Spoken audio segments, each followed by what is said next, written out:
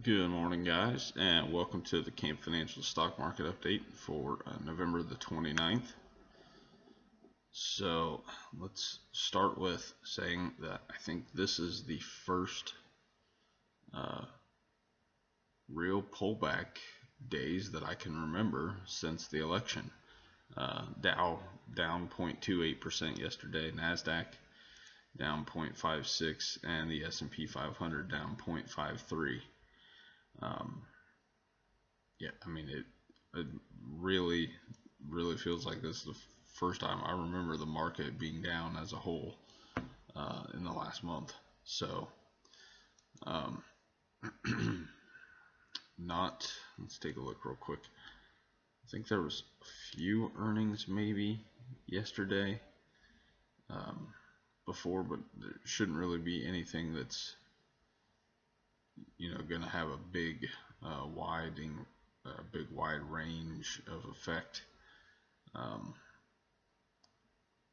on the markets as a whole. I mean, no large companies were come out last night. I'm taking a look, so it looks like we do have a couple today that could be interesting.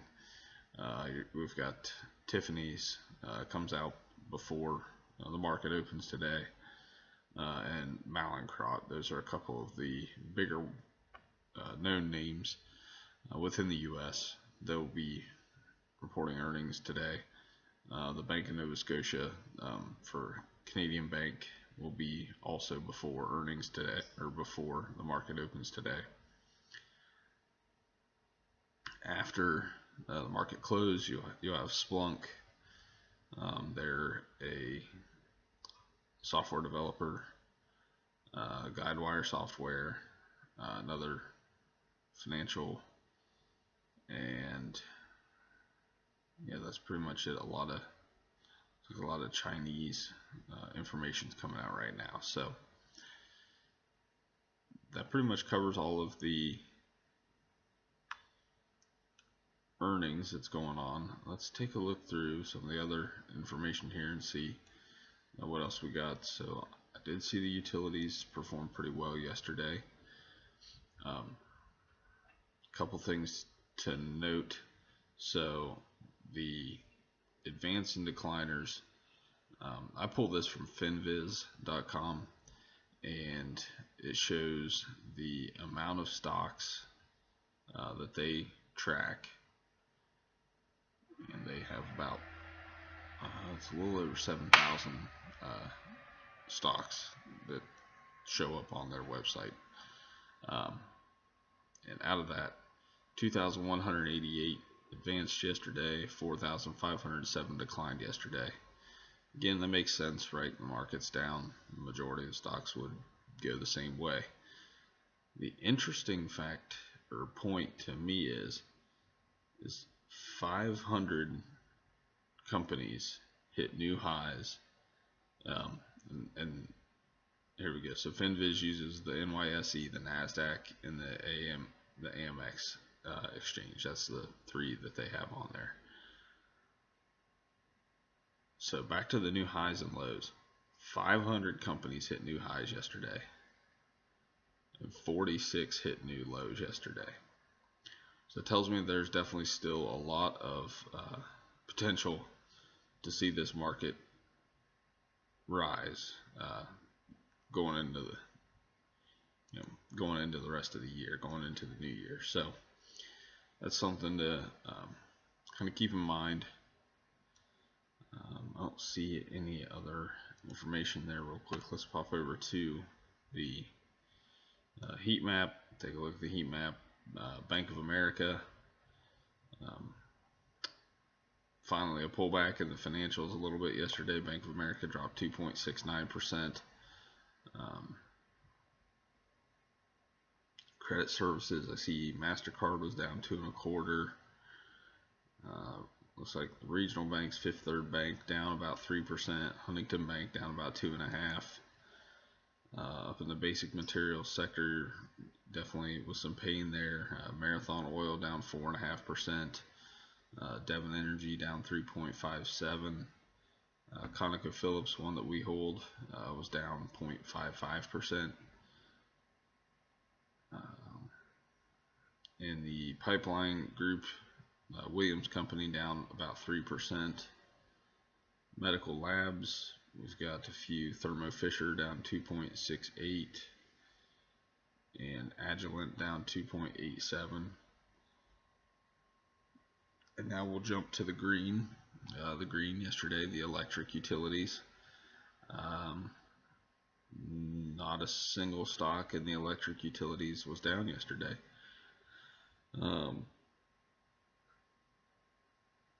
And we're up anywhere from, looks like the smallest was up, or the least gainer was Southern Company up 1.11%, all the way up to 2.82%. Let's see if I can find, and that was for Consolidated Edison.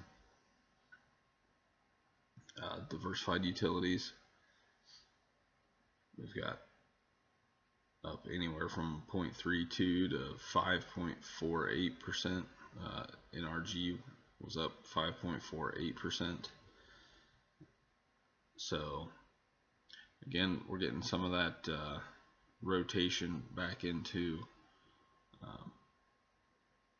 high-paying dividend companies. The other sector that performed well yesterday, which would make sense, right? When the financial sell-off, utilities gain, you'll usually see an increase in gold. Gold prices were up yesterday, and following suit with that, I saw Newmont Mining was up. Agnico Eagle, which is one that we got out of, believe, let me pull up the date here, but I believe it was back in August when it kind of ran back against us, and we got out. But give me just a second. I should pull that up. So yeah, Agnico Eagle, we had got in back in February and ridden it up to $60.11. It turned against us, came back down, and we sold out on October the 4th with a 30.3% gain on it. And I was looking at, actually I looked at it yesterday and noticed that it was back down to, it actually dropped down to about $40 a share, and we had got in at 35 bucks a share back in February. Yeah, so a couple days ago it actually had dropped to just a little bit below 40 bucks a share. So it's likely looking for a bottom again, and it may be one to get back in, sometime next year. So I have to keep that on my radar of stocks to take a look at again. First, obviously the first trade went quite well in it, so maybe we'll try it again. So that is going to be it for today, though, guys. I will say I am going to look probably to do a little write-up about Kroger. I know I've talked about it in the past. I don't necessarily like, when it's coming down, but as the stock was starting to come down, their financials, their dividend, there was too much going on there that told me that this was a good company to buy at around $30 a share. But I wasn't going to buy at 30 bucks a share when the stock price just dropped straight down through it. And then it kind of baselined a little bit above 30, and now it's starting to head back up. As it's up to about 33 bucks a share, it's fighting against its 200-day moving average, which is just slightly over 34 bucks a share. If it could break that 200-day moving average and hold there, think you'll see Kroger turn back around and probably head back up around that $40 price. So, all right. With that said, that's it for today. Have any questions? Send me an email, chrism@campfinancial.net, and we will see you tomorrow. Take care.